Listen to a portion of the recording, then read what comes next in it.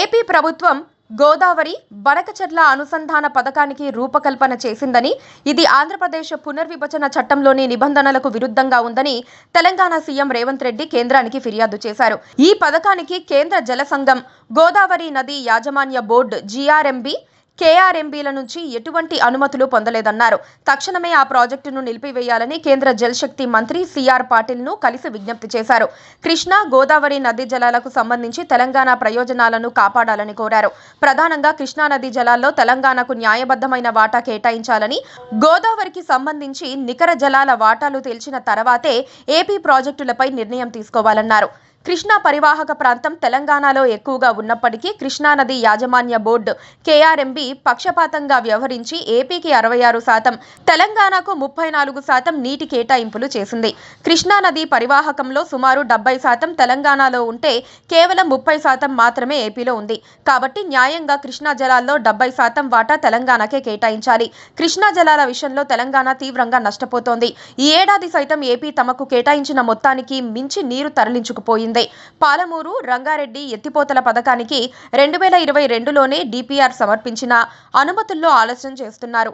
కానీ ఇదే సమయంలో న్యాయస్థానాల పరిధిలోని అప్పర్ భద్రకు మాత్రం అనుమతులు ఇచ్చారు. అలాగే సీతారామ ఎత్తిపోతల, సమ్మక్క సాగర్ బ్యారేజీలకు కూడా అనుమతులు ఇవ్వలేదు.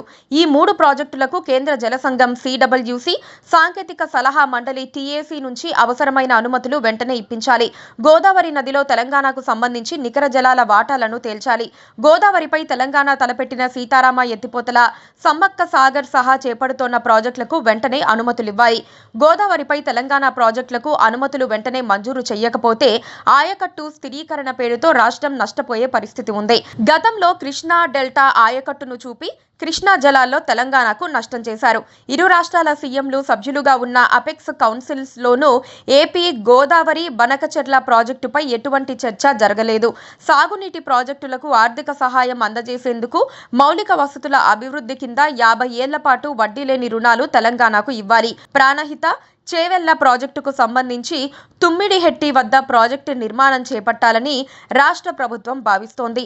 ముంపునకు సంబంధించి మహారాష్ట్ర ప్రభుత్వం నుంచి కేంద్రమే అనుమతులు ఇప్పించాలి అని సీఎం రేవంత్ కేంద్ర జలశక్తి మంత్రిని కోరారు. Please subscribe to KTV Telugu. KTV Telugu. KTV Telugu channel.